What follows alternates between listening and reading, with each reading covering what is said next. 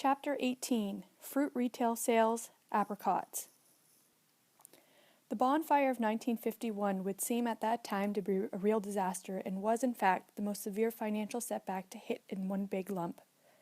However, if one took a longer look and included all the years of farming that followed, then you would have to admit that it is very unlikely I would have ever owned such a handsome barn, and, what is more important, I would probably never have started the business of selling fruit on our front lawn.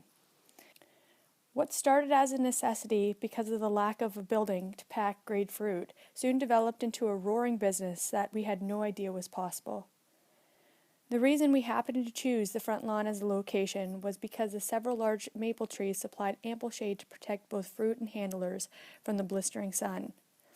Also, it was far enough from the barn so as not to hamper the building program. Prior to 1951, we had always sold a limited quantity of apples, mostly inferior grades, to people who had noticed a sign on the front lawn which simply said, "Apples." All other fruit was sold to truckers, canning factories, or Loblaw stores. The quantities of fruit that came and went daily as we prepared 6-quart baskets of each variety for the wholesale market was a real attraction to all who passed. Some stopped because they were curious, but most because they were interested in purchasing fruit they knew was as fresh as one could get it. Then, too, as we were only being polite rather than trying to start a new business, we sold for a few pennies above the wholesale price. So, without knowing it, we drifted into a retail sales outlet in the best way possible. The fruit season must have been more than half over before we realized the potential sales possibilities or the number of people interested in fresh farm fruit. The tourist trade was instantaneous, but the more valuable local or residential patronage took nearly 5 years to develop. Without advertising of any description, the building of a good reputation was slow and steady. This is not to say that all fruit offered for sales was top quality, but to the contrary, we soon learned that a good percentage of the total number of buyers preferred to sacrifice some quality for a cheaper price. This practically eliminated the necessity of wasting the inferior grades, even what we called junk, because there seemed always to be someone who could use what we had to our mutual advantage. No fruit was ever misrepresented intentionally, but if a mistake happened, a total refund was granted without an argument, sometimes returned justly and often unjustly. Of all the varieties of fruit grown on this farm, it was pretty much of a toss-up between apricots and apples when you tried to decide which derived the biggest benefit from our lawn sales. There were many farms in the Niagara Peninsula with perhaps 1 or 2 apricot trees which served to supply the farmer himself and a few friends, but I know of only 2 other orchards of apricots that were large enough to be classed as commercial, one between Grimsby and Beamsville and the other east of St. Catharines. Both of these were at least twice as big as the 100 trees I called an orchard. It is little wonder, then, that so few of the buying public ever knew about apricots grown in Ontario on the 4 or 5 acres out of a total grant of 150 acres of fruitlands. For this reason only, they were just as hard to sell as they were to grow. Because apricots were the oddball extras on this farm, I was glad to let Libs spend whatever she could make from their sale, any way she pleased, a sort of buckshee. Of course, I had no idea in 1946, when I made this offer as I grafted the 100 plum trees over to apricots, that their sale value would ever pass the $150,000 mark per year. The arrangement became more important and funnier as sales increased and years passed. It happened this way. Out of the 5,000 seedlings I budded in 1937, only 110 of the 3,000 plum seedlings took. The rest were still wild trees. Chalk it up to inexperience and a dry summer. I had procured the buds from a farmer on No. 20 Highway, west of Stony Creek, who guaranteed them to be prune plums, Fellenberg or Italian prunes, the best there is. After planting them in the red clay, all in the first 4 rows, and waiting 5 long years for the first prune plum, I discovered they were something other than prunes, in fact, worthless. By this time, the rest of the red clay had been planted out to the wild trees and later grafted over to the several varieties that I wanted, for a total of over 1,000 plums. Now, what the heck do I do with 110 healthy, useless trees? I certainly do not need any more plums on a farm this size. On checking with the experimental farm in Vineland, I am told that they have several varieties of apricots from which I can procure grafts, but they strongly advise me to forget the idea for several reasons. Number one being they blossom about 10 or 12 days ahead of any other fruit we grow, which should mean if they escape adverse weather during their wide open period, they will surely catch some frost after the blossoms are properly set. A fair prophecy would be one crop year in every 4. Number 2, I would be trying to grow a delicate fruit on the toughest, poorest soil in Ontario. Number 3, the grafting union between plums and apricots is never too strong. Number 4, they are very susceptible to tree borers, the same as peach trees, which I know nothing about. Thus, contrary to all the best advice I could find, I did it anyway. I cut every limb off those trees and inserted grafts all in 1 year in the interest of saving time, which I knew should have been done over a period of 3 years. It seemed logical to me that I had little to lose because if it failed, I would pull all the trees out and plant again. Well, I must have done it right because I have never seen trees grow as fast before or since. Some made 4 feet of growth the first year, and by the end of the second year, the trees were about the same size as before they were cut off. Quite naturally, the quantity of apricots was much slower to increase because the producing wood of the trees had to be more than 1 year old. The first crop came in 1948 and totaled no more than 10 6-quart baskets, and the increase over the following 23 years was slow and spasmodic. The all-time high came in 1969, slightly under 606 quarts, and sold for about $2.50 each. The prophecy of one crop year in 4 proved out for the first 10 or 12 years, and was somewhat discouraging. If I could find a way to delay that early blossom season for just a few days, things might be different. The next year, I picked the coldest week in February to spread a mulch of loose straw a foot thick under each tree. The frost was deep in the ground, and my hope was to keep it there a few extra days in the spring. Bingo! That was the first year to yield a crop that could be termed even fair. A repeat of the same procedure the next year produced an even better crop. 2 more years and I was convinced. I proudly announced my discovery to the experimental farm and was told in no uncertain term that the air temperature was a determining factor in blossoming date, not the ground temperature. Assuming they knew the right answers, I deleted the straw program. No crop that year. I will never know for certain whether their theory was correct or if it was a matter of coincidence, but it seems odd that large crops followed the mulch program. There was never a good crop without it. The spray program was another bunch of guesswork. The foliage was similar to poplar leaves, exceptionally hard and resistant to all kinds of infection, including insects or fungus, and required no special attention. The fruit was not as tender as one might think. The biggest problem was plum curculio, an insect which deposited its eggs beneath the skin shortly after the fruit was formed, to hatch and grow with the apricot into a larva or half-inch long worm. Brown rot was a minor problem, and I soon found out the application of sulfur would blister the fruit and leave brown pockmarks that were most unattractive.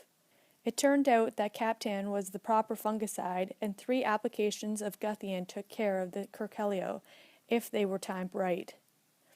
I never found the cure for the tree borer, but the ground was being fed with mulch and manure at such a rate as to allow the trees to grow faster than the borers. Lucky for me, we did not get our big crops at the beginning of the apricot program, because I would never have been able to sell them. They were totally ungrown in the wholesale world, as most scorekeepers were unwilling to believe Ontario could produce apricots. Even the sale for imported apricots was limited seriously, principally because they came to us from such distances as BC, California, South Africa, and Australia, which resulted in a high cost and fruit which had to be picked before it was mature. Ours could be allowed to ripen on the tree, which resulted in a great increase in flavor. So this is where the lawn sales came in.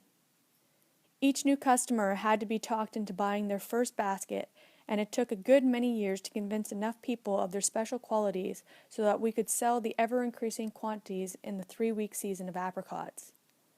On one occasion, there were more apricots than customers, so I loaded about 35 baskets on the truck and tried to peddle them to the many fruit markets between here and Toronto.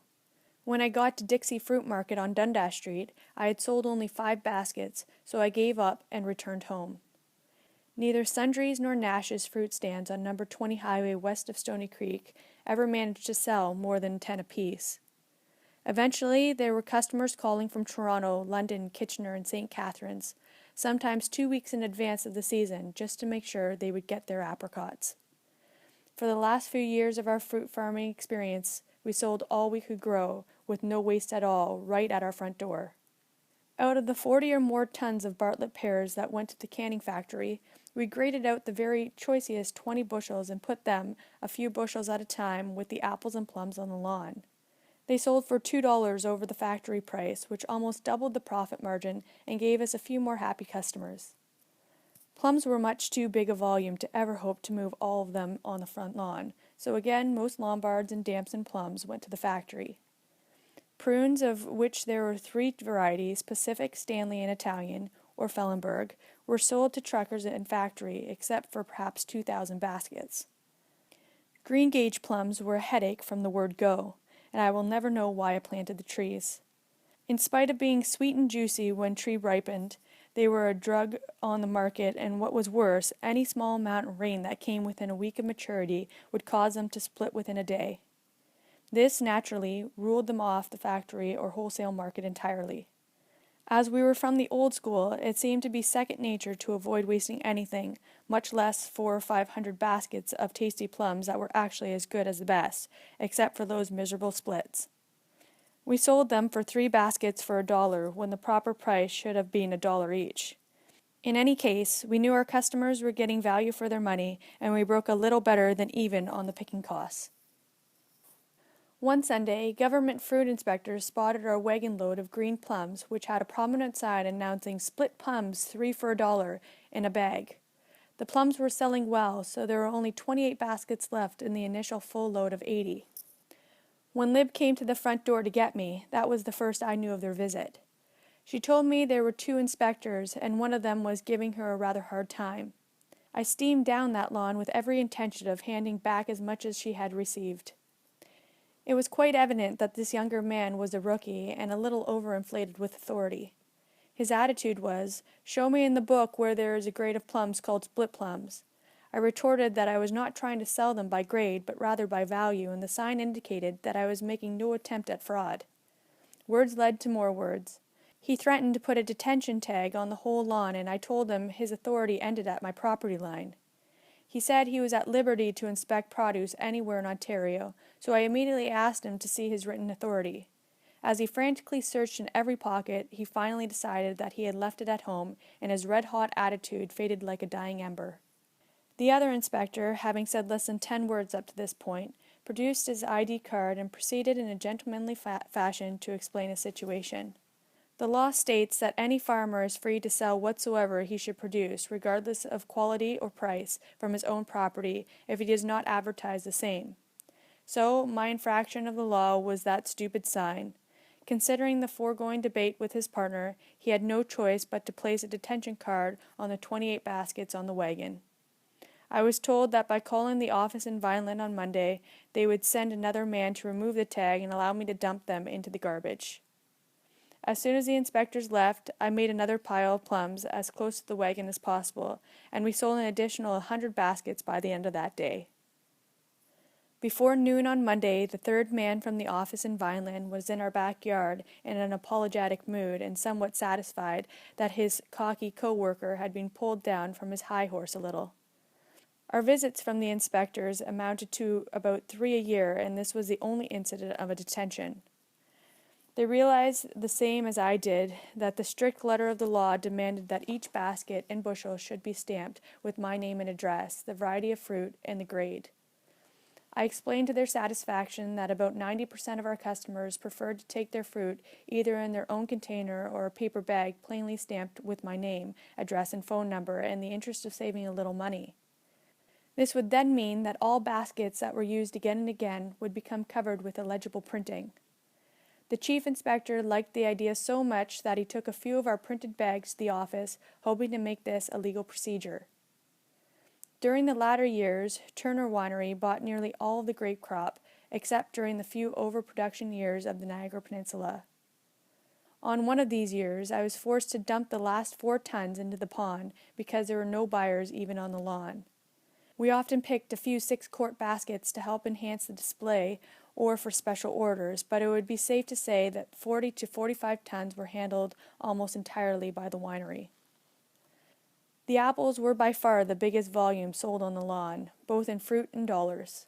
As I have mentioned before, the number of bushels the apple orchard produced varied like crazy from year to year, both in varieties and total, so that every season had its own sales problems. Generally speaking, about 75% to 95% of the total, which could be anything from 2,500 to 6,500 bushels, were sold, one or two at a time, from a busy lawn. We have often had up to 400 bushels of apples, 50 bushels of pears, 30 bushels of grapes, red, white, and blue, besides the 500 six-course baskets on the same varieties, all on the lawn at the same time. It was certainly a sight to behold, and many stopped just to look, including tour buses with many people from distant places. The business grew from a once-in-a-while sale for a person to an all-you-could-handle deal for 4 people. The weekend sales grossed $1,000 during September and October, with some Sundays. This represented a great many individual sales, something like 150 bushels of apples, plus 200 or 300 six-quart baskets of apples, pears, plums, and grapes per day. One would have to admit that the lawn made that difference between a meager living and a comfortable income. All this was not without effort, and it certainly cut down on our summer relaxation time. There seemed to be no way we could just close up shop to give us time for a holiday. In fact, there were very few days that Lib and I could just have a quiet meal together. We usually took turns, except for the breakfast meals. Hours in the day meant nothing either, because once we were selling by the bushel, we no longer moved the fruit off the lawn overnight, which resulted in serving customers well after dark on occasion. Looking back, it seems odd that they were not all stolen. One could not get away with that in this day and age. Actually, our total losses to thieves would not exceed $50, and if you consider the time and effort involved in moving that quantity of fruit twice a day, really nothing. End of chapter 18.